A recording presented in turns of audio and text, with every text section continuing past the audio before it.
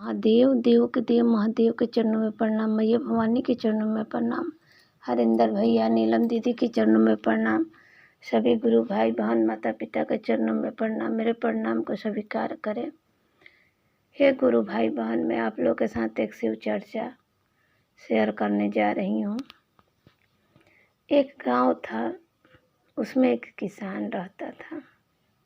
वो किसान अपना उस शिव गुरु का तो बहुत बड़ा भक्त था, लेकिन उसको टाइम नहीं मिलता था कि वो मंदिर जाए या रोज़ दिया जलाए या रोज़ कभी कभी 1 महीना में 1 बार चला जाता, कभी टाइम मिलता तो वो अपना मेहनत मजदूरी करके अपना बच्चों का और अपना पालन पोषण कर रहा था, खेत में अपना काम करके।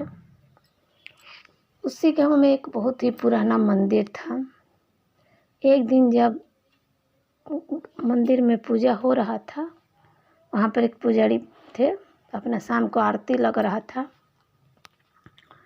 शाम सुबह दोनों टाइम आरती अपना लग रहा था। तो एक दिन जब वो लोग पूजा कर रहे थे, पुजारी बाबा, तो उसी समय शंकर भगवान के शिवलिंग के पास मंदिर में अचानक बड़ा सा थाल, सोना का थाल प्रकट हुआ और शंकर भगवान के पास आ गया और भविष्यवाणी हुआ कि जो शंकर भगवान का सच्चा भक्त होगा वही इस थाल को ले जाएगा अपने घर।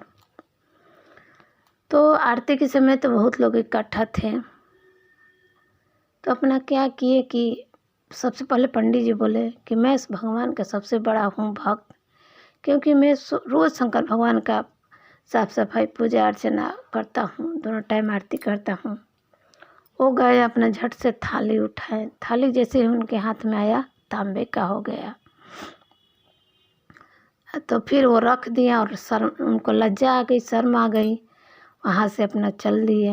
वैसे 3-4 और पंडित थे, तीनों चारों पंडित अपना उस थाली को लिए, लेकिन जिसके हाथ में जाता वो तांबे का हो जाता। सब ऐसा ही रख दिए। गांव के भी कुछ आदमी इकट्ठा थे, वो लोग भी लिए, लेकिन उन लोग के भी हाथ में नहीं आया। दूसरा दिन सुबह जैसे उसी रास्ते से राजा जा रहे थे, जब राजा ने ये बात सुना, मंदिर में आए, बोले कि मेरे से तो बड़ा कोई भक्त नहीं, मेरे पूर्वज ने ये मंदिर बनवाया है, तो मैं ही शंकर भगवान का बहुत बड़ा भक्त हूँ। लेकिन जैसे ही शंकर भगवान ने वो थाली उठाया, वैसा ही तांबे का हो गया। और राजा भी लजा गए, शर्मा गए, वो चल दिए। ऐसा ही बहुत लोग आया, बहुत लोग गया, लेकिन वो थाली कोई सोना का नहीं हुआ, किसी को नहीं मिला। फिर किसान आया। जैसे किसान का था कि एक दिन वो महीना में आता था, वही दिन था वो आया उधर से। जब आया तो अभी आ ही रहा था, रास्ते में ही था, तभी एक भिखारी मिल गया उसको। भिखारी बोला कि मुझे बहुत ज़ोर से भूख लगी है, कुछ खाने को दे दो। किसान सोचा अभी मैं यहाँ पर क्या दूँ, अपने लिए खेत के लिए रोटी लेके आया था, वही रोटी वो गरीब को भोजन करा दिया। उसके बाद वो मंदिर में गया। मंदिर में जाके अपना बैठ के पूजा अर्चना की। उसके बाद वो बिना थाली को छुए, बिना हाथ थाली को उठाए अपना वो आने लगा वापिस। तो गांव के लोग कुछ इकट्ठा थे, उन लोगों ने बोला कि आप भी एक बार थाली को छू के देखिए, क्या पता आपके हाथ में आ जाए। तो किसान बोला कि नहीं भाई, मेरे हाथ में कैसे आएगा, क्योंकि मुझे टाइम नहीं मिलता है, ना मैं भगवान का मंदिर आता हूँ, ना उतना पूजा पाठ करता हूँ, महीना में 1 बार आता हूँ कभी कभी, तो मैं तो कैसे मेरे हाथ में आएगा। फिर भी सब लोग बोलने लगे। तो किसान ने वो थाली उठाया। जैसे ही किसान ने थाली उठाया, थाली उसके हाथ में ही सोने का ही रह गया।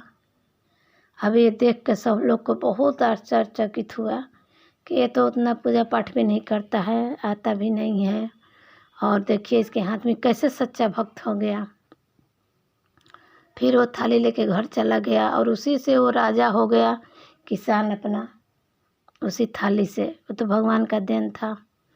इसीलिए कहते हैं गुरु भाई बहन कि ज़रूरी नहीं है कि हम दिखावा करें, रोज़ मंदिर जाए, मार टीका लगाएं, पूजा पाठ करें।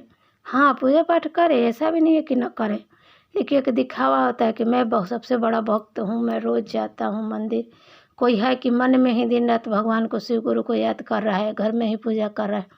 कोई है कि रोज़ मंदिर जा रहा है, मार टीका लगा रहा है, ये लगा रहा है, वो लगा रहा है। तो भक्ति हर तरह का होता है। अब किससे भगवान प्रसन्न होते हैं, तो भगवान की महिमा, इसलिए दिखावा नहीं करना चाहिए। हर हर महादेव, हर हर महादेव।